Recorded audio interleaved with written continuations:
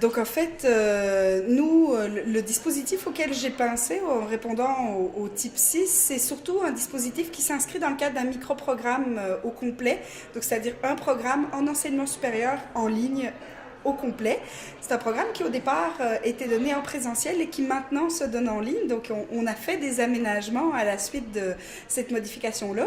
Et je pense qu'il y correspond bien notamment sur le fait d'être ouvert aux autres, le fait de réfléchir aux productions des autres, de réfléchir à soi-même, puis d'essayer de produire des outils aussi, de pas juste être un récepteur, mais d'être quelqu'un qui émet des choses. Et je crois que c'est ça la force du dispositif qu'on a créé. Et on l'a créé en se demandant qu'est-ce qu'on voudrait que les étudiants soient capables de faire à la fin de la formation et non pas quels sont les contenus qu'on veut faire passer. Et donc, on a mis en place des outils comme des forums ou des blogs parce que ça leur était utile dans le cadre du développement de compétences. Et je crois que c'est ça qui fait qu'il correspond bien au type 6. Je pense que c'est le fait qu'il accueille des étudiants qui proviennent de toutes les disciplines, donc de toutes les facultés, de tous les départements, et qu'ils sont mélangés ensemble. Donc à la fois, il y a une difficulté de trouver sa place en tant que culture disciplinaire, mais je trouve que ça ouvre une perspective d'ouverture aux autres qu'on n'a pas nécessairement quand on discute entre nous, parce qu'on se comprend bien quand on discute entre nous.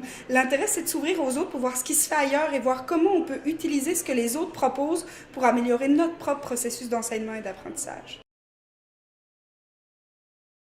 Je pense qu'ils apprennent à réfléchir sur leurs propres pratiques. Moi, j'enseigne à des gens qui sont ou des professeurs d'université ou des futurs professeurs d'université, mais qui ont très bien réussi dans le système universitaire classique. Et pour la première fois, on leur demande de se positionner en se disant « Oui, mais pourquoi tu réussis bien ?» C'est la première fois qu'ils réalisent que tout le monde n'est pas dans les mêmes formes d'enseignement d'apprentissage qu'eux, et je crois que c'est l'occasion pour eux de se poser vraiment des questions fondamentales et non pas de reproduire une pratique qu'ils ont vécue et qui leur a réussi.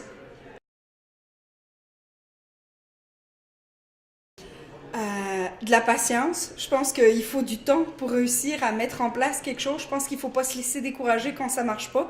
Il faut persévérer. De la passion aussi, parce qu'il y a des jours où c'est pas facile. Je crois qu'il faut le dire franchement. C'est pas tous les jours évident.